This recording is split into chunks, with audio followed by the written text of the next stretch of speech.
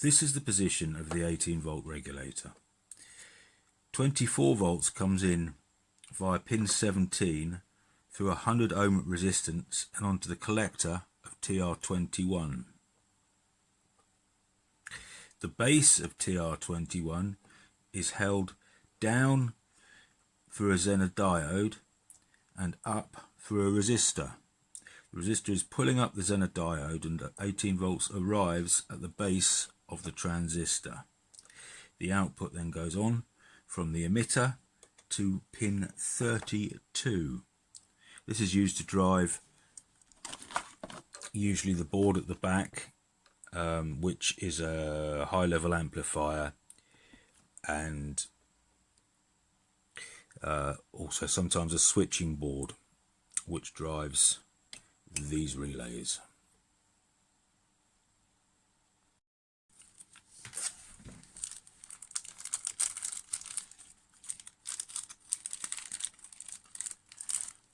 The components I'm replacing in this section are TR.21 itself, which is a ZTX3705. I'll be replacing that with a newer component. The Zener itself, this one measures open circuit, and also I don't like the look of this electrolytic here. This is 47 ohms, 25 volts. Just looks a bit crusty. We'll do some tests on this.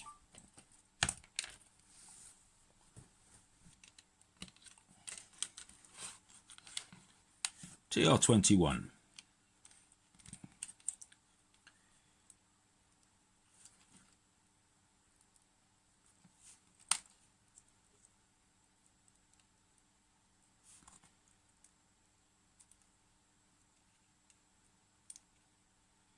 This appears, as I remember, as two diodes.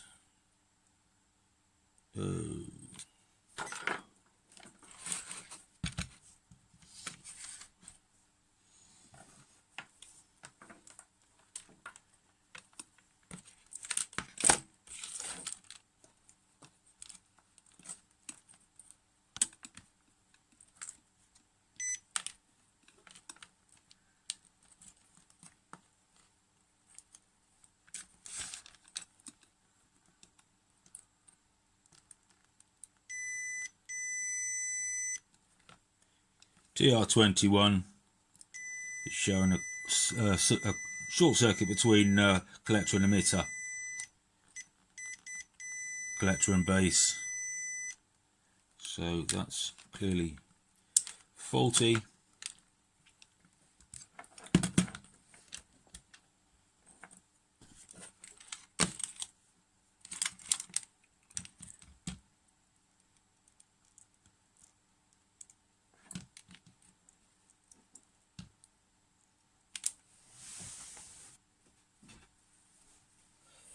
Diode 17 shows open circuit. No, it doesn't even recognize it, meaning open circuit.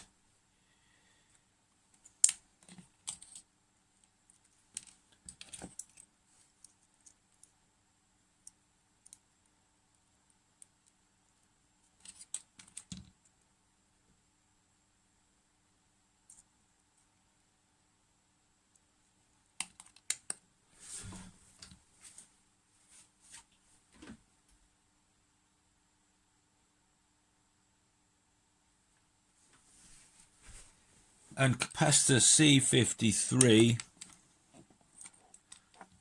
actually measures, oh, that's my meter, actually measures as a 72 microfarad capacitor, and its rated value is 47, so that's suspicious. It's showing a very low ESR value, but it's going to be changed with an aluminium organic polymer type capacitor.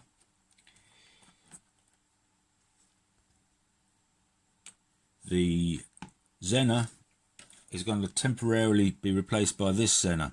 This one's got some rather fat leads. This one is the only one I can get in stock at the moment. It's far bigger than it actually needs to be, but as a result of that, the leads are quite thick and they won't fit through the PCB holes. So I'm going to have to improvise there, and the thinner, lower rated value diode is on its way, and that'll be fitted when it arrives.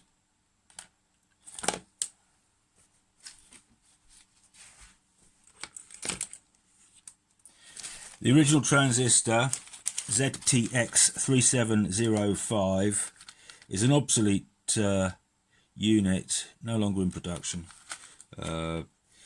So we replaced by an MPS 6515.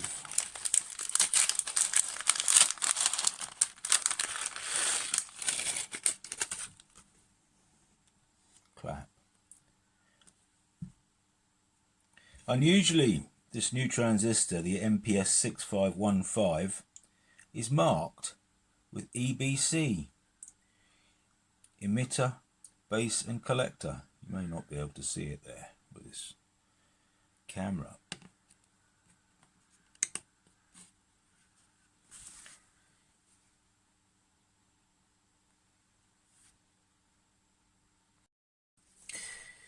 I was worried about getting this 5-watt Zener into these holes. The old component measured about 0.5 millimeter in lead diameter, and this is close to 1 millimeter. But I have actually managed to finagle the holes out without hopefully damaging any through-hole plating, and so that's going to work just fine, which is good because I don't have to change it twice. In you go. Ooh, it's a bit tight, this one. There she goes. Nice and snug in there. 500 watt Zener instead of the well, tiny one that went in there before. But that'll do. Overrated, but it's not a fusible component, so that's fine to do that.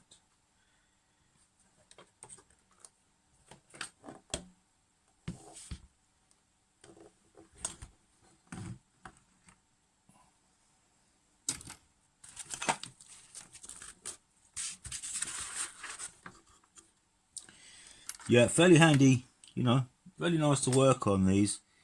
The way it opens like a book, I'll say that's very welcome. Not all military radios are that pleasant to work on. Some of them can be a bit piggy, but this one's okay, along with the TRA.931, that's similar. Sort of the matching counterpart to this in VHF form. So yeah, it makes it a bit of a pleasure. Bit of a faff to take off the tuner, the internal tuner unit. That's it's not difficult, but you need the right tools, and it's quite a long job. So that's diode in. Hopefully I've got it the right way. Just double check the stripe, which is the cathode, which is marked with a stripe, goes to the base. Yes, good. Well, these new aluminium organic polymer capacitors come with no insulation on them, which I'm a bit worried about, because where it fits, there's a ground plane all around there, and although the can is isolated from the gubbins, I'm not too happy with that. So what we're going to do is pop a little bit of heat shrink tubing around it, and that'll give me a little bit of peace of mind.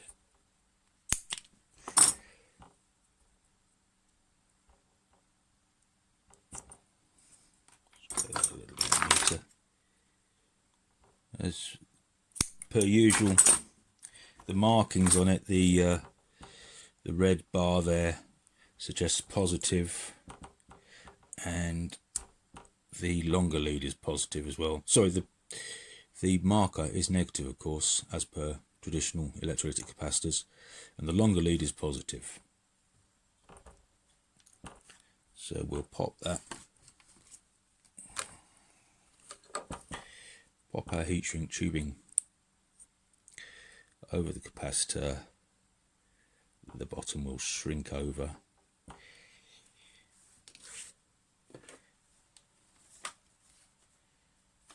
Bring the heat.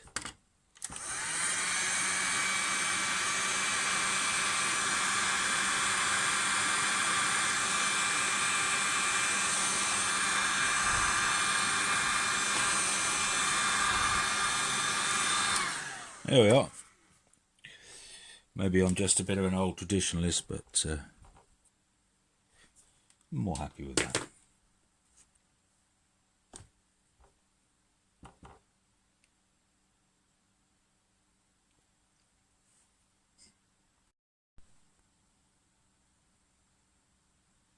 These tools, I'm not even sure what they are for. They're either for soldering PCB work, or maybe they're for removing the pins from connectors. But I do find them, they're hollow tip stainless steel needles. I do find them very useful for forming leads. Taking them back like that and getting a nice sharp bend, nice and close to the component body, without actually imposing too much strain on the component itself. I say that, but this is too short to go down there, not deep enough. Snip the end off and try again. There we are. Whee! Just to get it the right pitch. That's not the right pitch for this application, but we shall improvise.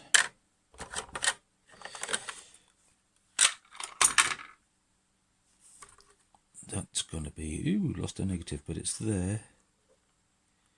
And that's lovely. Okay.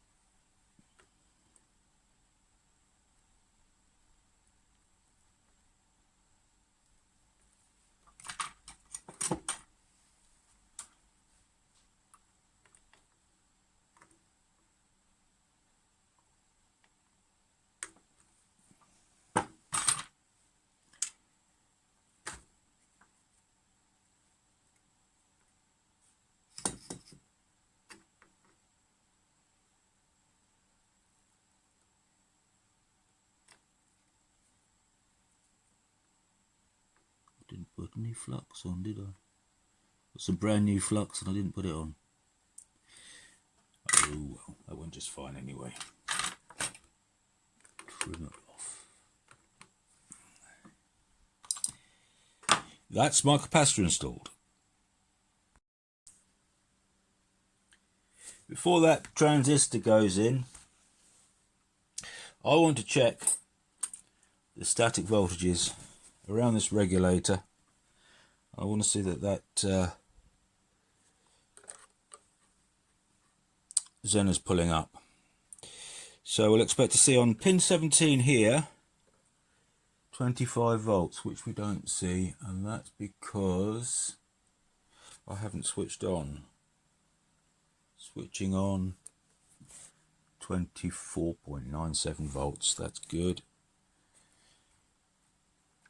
And from pin 17 it goes through this 100 ohm resistor. We'll see, oh, it drops down to 17 volts at the other side there. That's more drop than I'd expect, but okay. And then in at the collector there's our 25 volts. I was actually looking right, and on the base we'll expect to see 18 volts. And there we are, 17.654 volts. So that's beautiful. We'll expect to see nothing out on the emitter because there's no transistor there. But that's great. There's our 17, nearly 18 volts. And this emitter should be about 0.6 volts higher than that, which is just great for our 18 volts. So there we are, we've got our 18 volts on this diode. And all is good, ready to fit the transistor.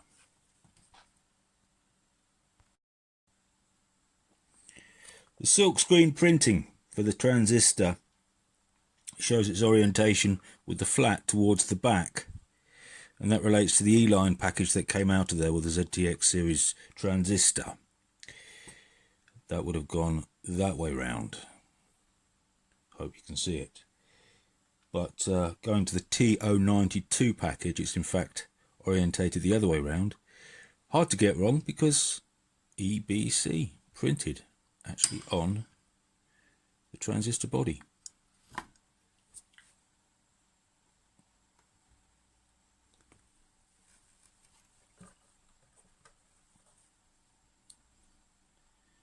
Out she comes from the super dandy RACAL former. There's actually a section in the manual about transistor substitutes. All the ones it mentions are actually still obsolete. We're going to do anything like that. That way, no, it needs to go that way round. I need to trick it. Yeah, all the suggested replacements in the manual are obsolete types by now. For a 50-year-old radio, that's hardly surprising. But it does mention to reorientate the device, the component. So that base is coming that way. It's going to go like that. Those leads want to come out.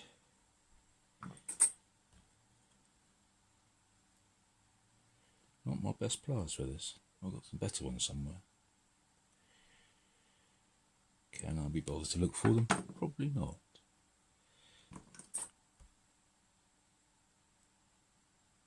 And then down, just to give that little step on there. I hope that's enough. A little step on there. And flat to the back again. Those two in there. And the base is going to come down of its own accord. And it's collector base emitter. Beautiful.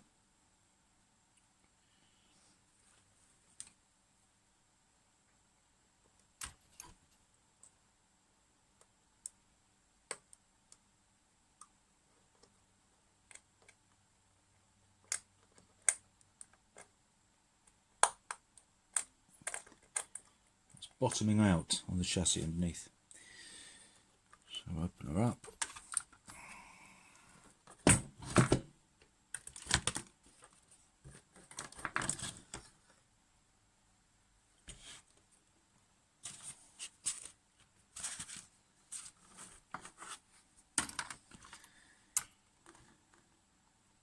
And she's fallen through. Oh dear.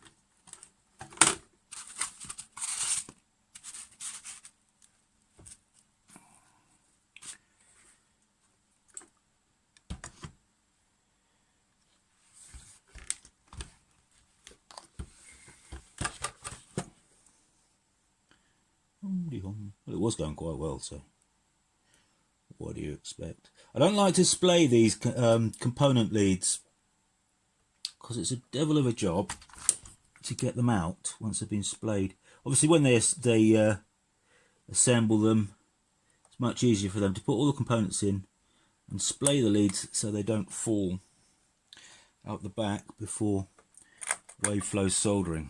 But For a hobbyist, it's nice to have it so that it comes out nice and easy. Especially the ones on a. I'm going to spray them temporarily. Especially the ones on the ground plane. If you've got a large ground plane, it acts like a heat sink. In shot with there, it acts like a heat sink, so it's hard to get it warm enough to get the solder to flow, and it can be a right bugger on the grounds. But yeah, so best to keep them nice and straight if you can. Although that luxury only comes at a cost. Just going to check once more. She's sitting nice, is she? Pushing from the back.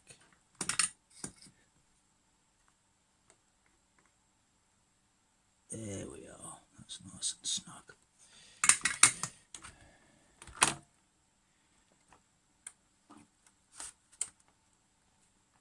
Yeah, I'm happy with that.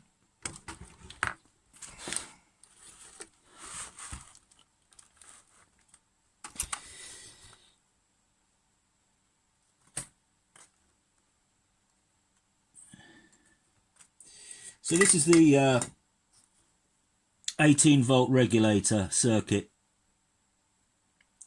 which drives the high-level audio amp, and the switching circuit which drives the relays which route the RF either to the internal tuner for the built-in whip or out to the front sockets. It detects that by measuring the resistance across the sockets. If it detects a low impedance value, it across the BNC sockets, it diverts to the sockets, and that's driven by the 18-volt regulator. Need a bit more solder on there. Yeah, that's it. And yeah, it automatically detects if an external antenna or antenna tuner, antenna matching unit, or PA unit is connected. Otherwise it just relaxes the relays and it goes through to the antenna mount socket.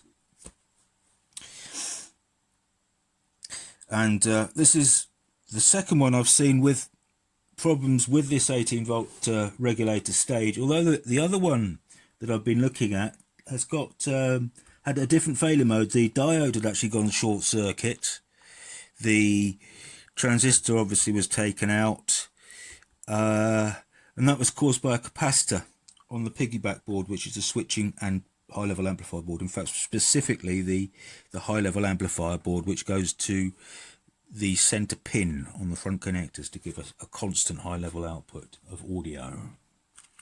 But that's her on there. So this is the big moment. The big moment.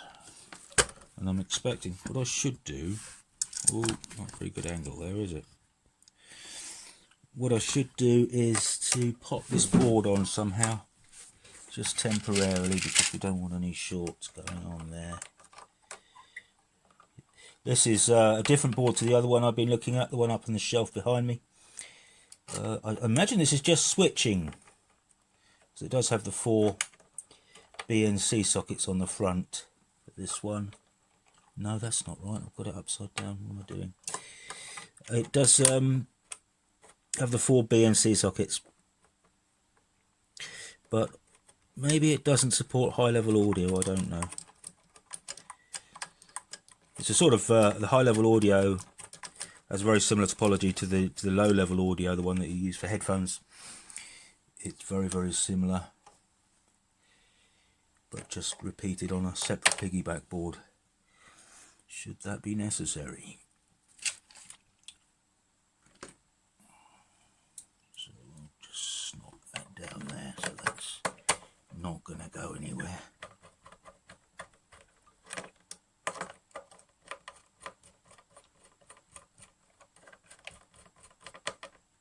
Thank you. Right. So I'm applying power to this, which is the battery positive connection. So we'll clip that on there. And ground will take to here. Sack the cameraman. Ground will take to there. So positive on the battery, positive connection. Negative on the chassis, ground. And we're good to go with the power supply armed at 25 volts. Turn the power off on the front. Current limited. And we should still have our 18 volts there, which would manifest itself on pin 32. And I'm expecting to pick that up on the board at the back there. Pin 32 is a sort of white, and I can see a green tracer as well, but I think there's probably a third colour. So it'd be that one or that one, I guess. Don't have a circuit for that, it's not in my manual.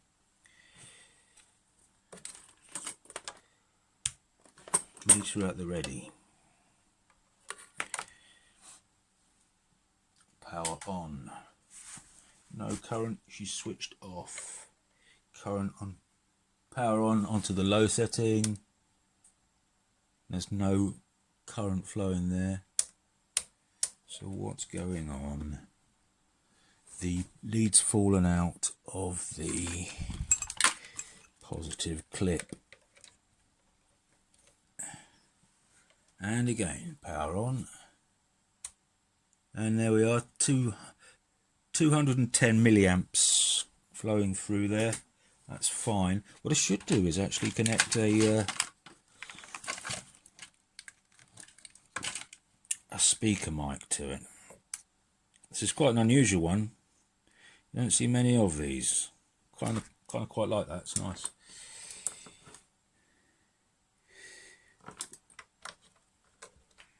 Yes, we have audio.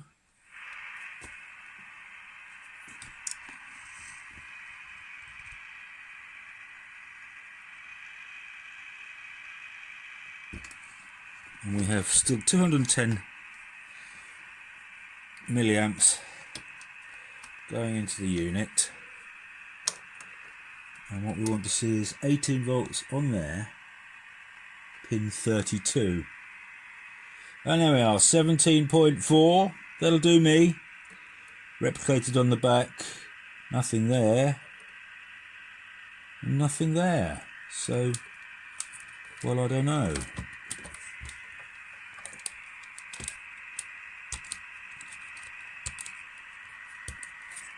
Oh, this thing.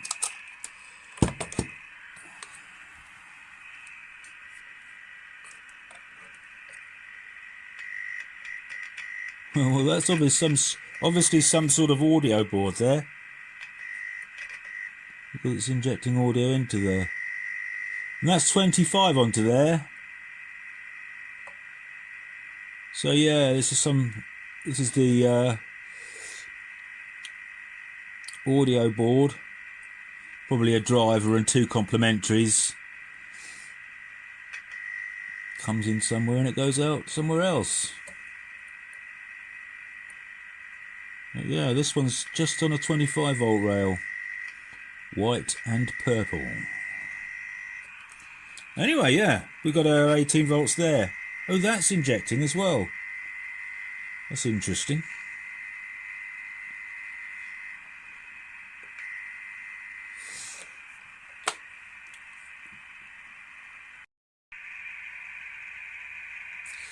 So there we have it. 18 volt power rail has been restored. There's still a way to go on this one.